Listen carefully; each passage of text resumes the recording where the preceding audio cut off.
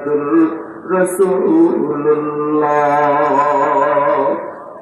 কেহ জবান বন্ধ রাখবেন না রে বন্ধু,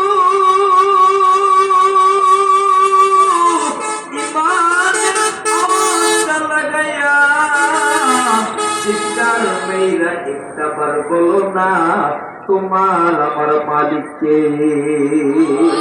ও মুসলমান, আল্লাহর গোলাম, আল্লাহ ডাকের মাঝে কেন মজা পাওয়া যায় না?